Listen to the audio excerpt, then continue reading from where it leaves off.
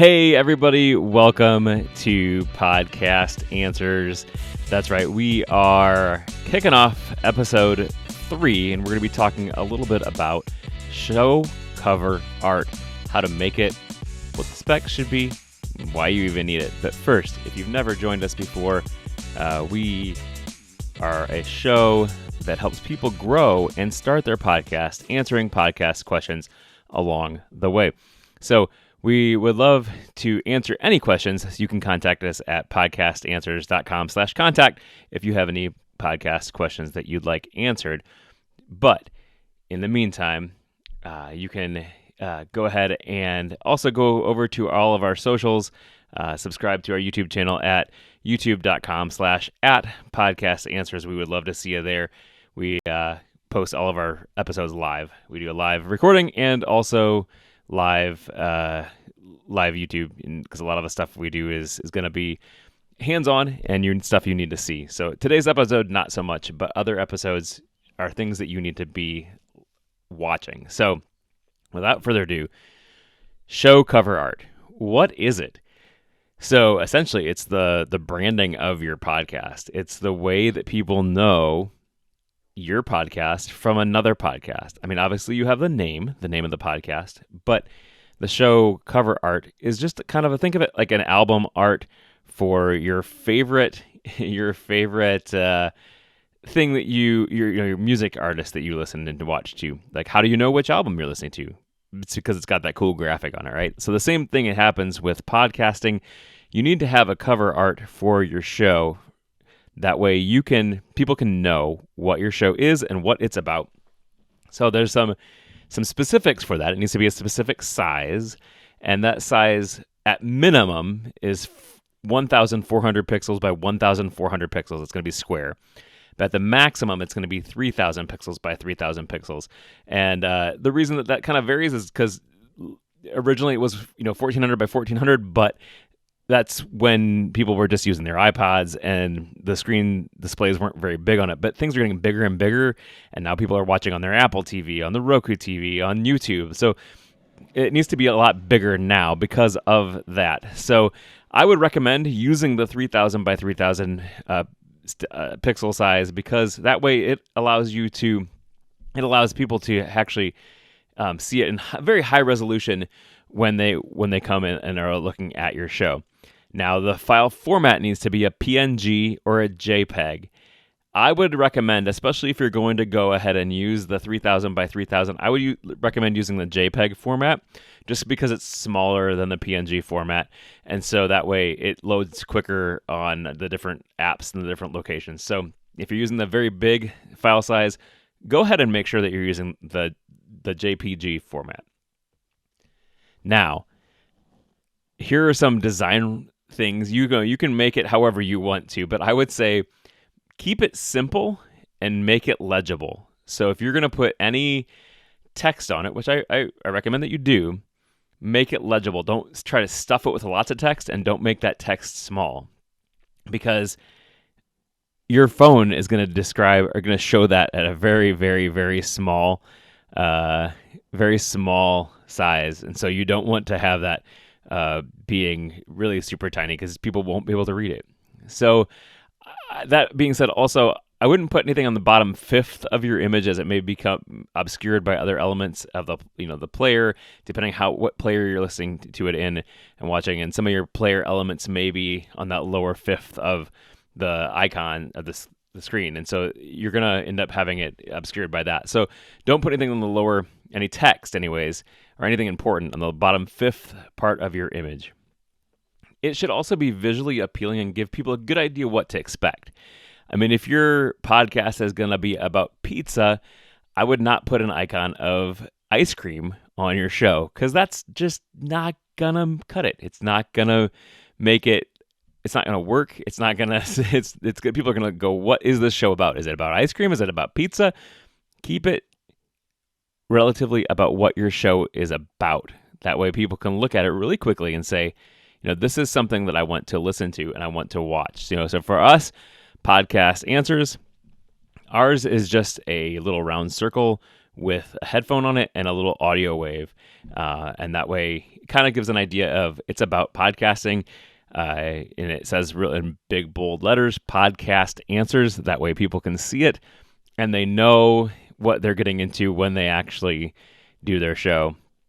So one of the other things that I would say too is when you're done designing your logo, shrink it down real small and see what it looks like. See if it's still legible.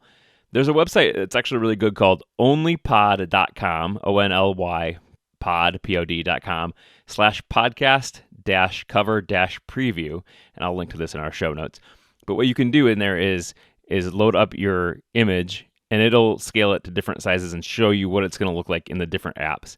And so that way you can take it and you can see, okay, this is going to work, like in this app, it's going to work in all of the apps that are pretty popular. So that's a good way to do that. Again, onlypod.com /podcast-cover-preview will allow you to kind of see what your show art looks like at the different sizes. So that way, when you design it, you're not going to have it where people can't read it. So the last thing that I would say too about the show cover art is, unless you're famous, don't put your face on the cover art. I've seen lots of people do this, and for the everyday podcaster who's not a big person like Joe Rogan or whoever else, people aren't going to know who you are when your face is on the cover art.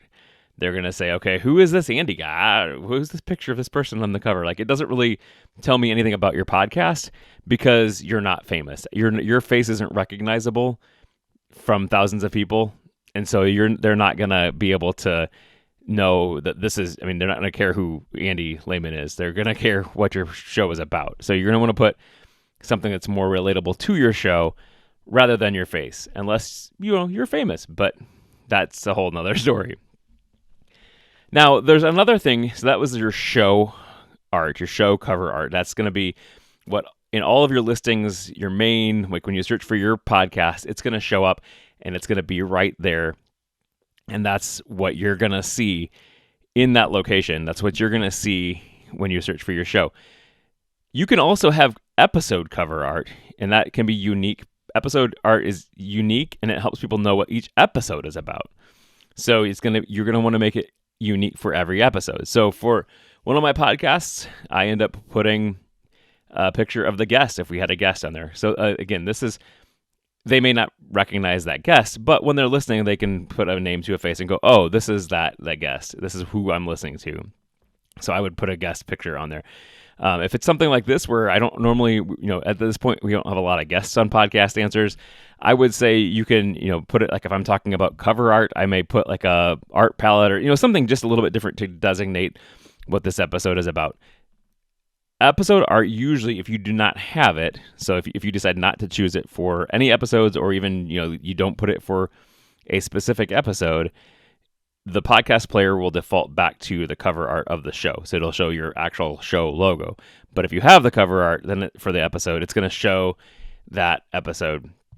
One of the ways that you can design cover art, because not everyone has good design skills, but there are lots of different places out there that you can go to and hire somebody for fairly a reasonable price to create your art. But you just kind of want to make sure that you're going to give them the dimensions that you want, and you're going to want to give them what file size type you need and things like that.